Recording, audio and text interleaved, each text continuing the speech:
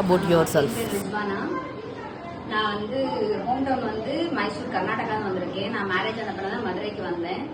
மதுரையில் வந்து நான் ரொம்ப நாளாக சர்ச் பண்ணிட்டு இருந்தது வந்து ஸ்டிச்சிங் கிளாஸ். ஃபர்ஸ்ட் அதுதான் பேசிக் பார்த்துட்டு இருந்தேன். அப்புறம் தான் நான் கூகுளில் சர்ச் பண்ணப்ப ஜஸ்ட் டிசைன் பார்த்தேன். அதுக்கப்புறம் அவங்கள்ட்ட பேசி இந்த மாதிரி இங்கே இருக்குனாங்க. சரி அப்படின்ட்டு நான் இங்கே வந்து பார்த்தப்ப நான் வந்து பேசிக் மட்டும்தான் பழகணுன்ட்டு ஒரு ஐடியாவில் வந்தது.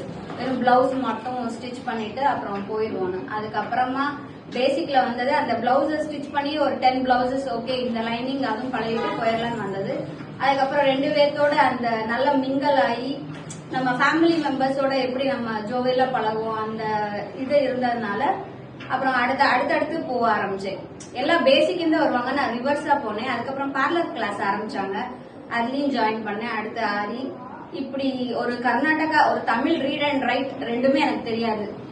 அப்படி இது தெரியாம இருந்தும் நான் இங்க வந்து இவ்வளவு தூரத்துக்கு வந்து இப்ப என் ஹஸ்பண்டே ஓகே போ அப்படின்ற மாதிரி ஒரு இது, அதனால ரொம்ப பிடிச்சிருக்கு. இதுதான் என்னது ஒரு ஃபுல் வியூ. இதுதான் இப்ப எப்படியோ இருந்தேன் அப்படின்னா ஒரு ட்ரெஸ்ஸிங் சென்ஸ் எல்லாம் அவ்வளவா தெரியாது, சும்மா எல்லாரும் பண்ணுவாங்க அப்படின்றதுக்காக பண்ணிட்டு போவேன். இப்ப எல்லாமே மாற்றமா இருக்கிறது தான் எனக்கு இப்ப பிளஸ்ஸா இருக்கு. தேங்க்யூ. இந்த இன்ஸ்டிடியூஷன் பத்தி உங்களுக்கு எப்படி தெரியும்? நான் இந்த இன்ஸ்டிடியூஷன் வந்து கண்டுபிடிச்சது கூகுள் மூலியமா தான் கண்டுபிடிச்சேன். மதுரையில யார் பெஸ்ட் அப்படின்னு சர்ச் பண்றப்ப கூகுள்ல வந்து ஜஸ்ட் டிசைன் ஃபர்ஸ்ட் காமிச்சிச்சு. சரி ஓகே இதுல ட்ரை பண்ணுவோன்னு ட்ரை பண்ணி இத செலக்ட் பண்ணேன். அதுக்கப்புறம் தான் வந்து நான் விசாரிச்சேன். அதுல எனக்கு ஓகேவா இருந்து சாட்டிஸ்ஃபைடா இருந்தது, அதனால ஜஸ்ட் டிசைன் செலக்ட் பண்ணேன்.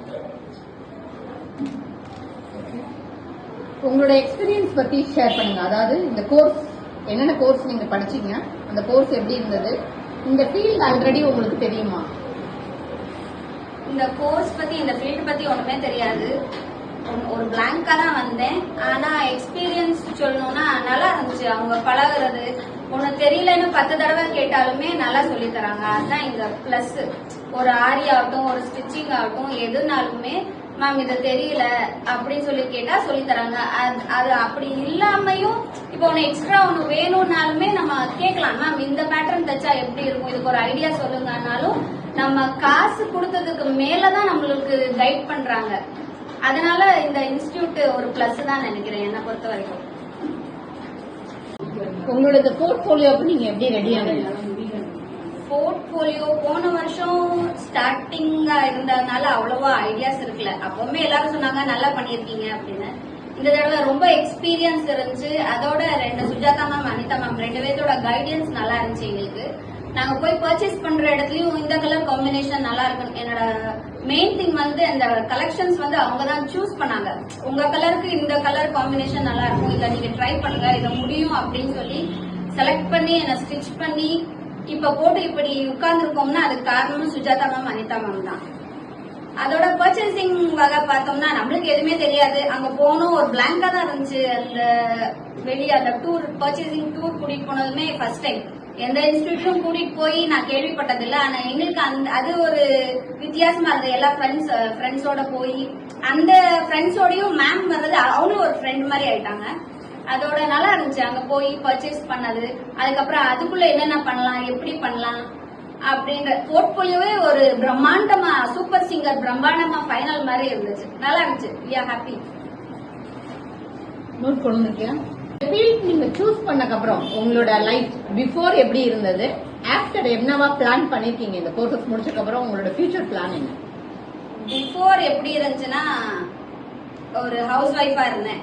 சும்மா வீட்டுல காலையில எந்திரிக்க சமைக்க பிள்ளைல ஸ்கூலுக்கு அனுப்ப இதுதான் வேலை. அப்புறம் போன் எடுத்துட்டு உட்காந்து நோண்ட, இது தவிர வேற ஒண்ணுமே தெரியாது. ஆஃப்டர்னா ரொம்ப பிஸி ஆயிட்டேன். எங்க என்னது அப்பா அம்மாட்டு போன் வந்தா கூட எடுத்து பேசுறது, இருங்க நான் கிளாஸ்ல இருக்கிறேன்ற மாதிரி என்னோட லைஃப் சேஞ்ச் ஆயிடுச்சு. அப்படியே ரிவர்ஸ்ல ஆயிடுச்சு. இப்ப ரொம்ப பிஸி. வீட்டுல ஸ்டிச் பண்ணி கொடுக்குறேன் நிறைய. அதுக்கப்புறம் இப்ப பார்லர் கோர்ஸ் ஆரம்பிச்சது வந்து நிறைய ஃபேஷியல் இந்த மாதிரி வர்றதுனால அதுலயும் கொஞ்சம் பிஸி ஆயிரும். இன்ஷால்லா என்னோட பிளான் வந்து வீட்லயே ஒரு பார்லர் ஆரம்பிச்சு அப்படியே ஸ்டிச்சிங்கும் பண்ணலான்னு இருக்கேன். அதுக்கு என் ஹஸ்பண்டும் ஓகே நீ பண்ணு நான் இருக்கேன்ற மாதிரி பேக் போனா இருக்காங்க. பாப்போம். பண்ணிடுற காஸ்டியூம் பத்தி ஃபுல்லா எக்ஸ்பிளைன் பண்ணுங்க. ஃபர்ஸ்ட் ஃபர்ஸ்ட் ஒரு போட் நெக் பிளவுஸ் தைச்சேன். அதுக்கு வந்து saree வேர் பண்ணலாம். ஃபர்ஸ்ட் பிளான் வந்து அது மட்டும் தான் இருந்துச்சு. மேம் என்ன சொன்னாங்கன்னா ஒரு போட் நெக் பிளவுஸ் தைச்சு ஒரு கேரளியன் முஸ்லிம்ஸ் எப்படி இருப்பாங்க அந்த ஹிஜாப் போட்டு அப்படிதான் நாங்க பிளான் பண்ணது. சரி வேற என்ன பண்ணுவோம், saree போட் நெக் பிளவுஸ், அதுக்கு கான்ட்ராஸ்டா ஒரு கோட் தைச்சோம்.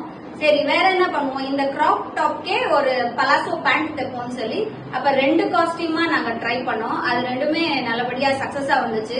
அந்த கேட் வாக்லயுமே எல்லாருமே சொன்னாங்க டிஃபரெண்டா இருந்துச்சு. அந்த முஸ்லீம் லொகேஷன் அந்த என்ன சொல்றது அந்த முஸ்லீமோட அப்படியே அந்த ஹிஜாப் எல்லாம் போடவும் எனக்கும் ஸ்டேட்டஸ் போடுறதுக்கு நல்லா இருந்துச்சு. என்னடா தலையில துணி இல்லாம நடக்கிறாங்கன்னு சொல்லாம பெர்ஃபெக்ட்டா இருக்கு அப்படின்ற மாதிரி அப்ரிசியேஷன் நிறைய வந்துச்சு. Thank you for the costume. அன்னைக்கு நீங்க வாங்கின அவார்ட் பத்தி சொல்லுங்க. அந்த டைலரிங், ஆரி அண்ட் பியூட்டிஷியன் மூணுலயும் பெஸ்ட் பெர்ஃபார்மன்ஸ் கொடுத்ததுனால ஆல் ரவுண்டர் அவார்ட் வாங்கியிருக்கேன். அன்னைக்கு போர்ட்ஃபோலியோல ரேங்க் வாக் வந்தீங்க இல்லையா, அதை பத்தின உங்களோட எக்ஸ்பீரியன்ஸ்? இது வரையும் அப்படின்னு வீடியோல தான் பாத்திருப்போம், இன்ஸ்டால தான் பாத்திருப்போம். ஆனா எங்க மேம் எங்களையே நடக்க விட்டு வேடிக்கை காமிச்சிட்டாங்க. என் பையனுக்கு தான் அதுல ரொம்ப சந்தோஷம். அத்தனை பெண்களோட ஹீரோ மாதிரி நடந்து வந்தாரு. அவன் சந்தோஷப்படல, ஐ எம் ஆல்சோ ஹாப்பி. ஒரு அம்மா மைனா நடந்ததுல எனக்கு ஆக்சுவலி 3 பிள்ளைங்க, அந்த 2வது பிள்ளை ரொம்ப வருத்தப்பட்டான், ஏமா என்னையும் கூட்டிட்டு போயிருக்கலாம்ல அப்படின்னு. அதனால இது ஒரு புது அனுபவம் தான். எல்லாத்துலயும் நம்ம வந்து ஒரு ஃபியர் இல்லாம எல்லாரும் முன்னாடியும் நடக்கலாம், உங்களாலும் முடியும் அப்படின்ற பேக் போன் வந்து 2 டீச்சர்ஸும் அனிதா மேமும் சுஜாதா மேமும் கூட்டத்துல ரொம்ப சந்தோஷம். கேட்கலாம். நீங்க வாங்கின அவார்ட் அண்ட் சர்டிபிகேட் பத்தி ஏதாவது எக்ஸ்பிளைன் பண்ணுங்க. எதுக்காக அவார்டு வாங்குனீங்க? நான் வந்து ஆல்ரவுண்டர் அவார்டு வாங்கியிருக்கேன். நான் வந்து துருன்னு இருப்பேன், என்ன ஒரு இடத்துல உட்கார மாட்டேன், இப்படியே ரவுண்ட் அடிச்சுட்டே இருப்பேன். அதனாலயே ஆல்ரவுண்டர் கொடுத்துட்டாங்க போல. ஆரிக்கு வந்து சர்டிபிகேட் வாங்கினேன், ரொம்ப சந்தோஷம். என்னது இந்த மாதிரி சர்டிபிகேட் மெடல்ஸ் எல்லாம் அந்த ஸ்கூலோடய முடிஞ்சிருச்சு. ஒரு ஹவுஸ் ஒய்ஃப் வாங்குறது ரொம்ப பெருமையா இருந்துச்சு. என் பிள்ளையும் சொன்னா, என்னம்மா நீயுமா மெடல் வாங்கிட்டா, நாங்க ஸ்போர்ட்ஸ்ல வாங்கின மாதிரி நீங்க இதுல வாங்கிருக்கீங்க அப்படின்னு என் பிள்ளை எனக்கு அதை சொல்றப்ப ரொம்ப ஹாப்பி.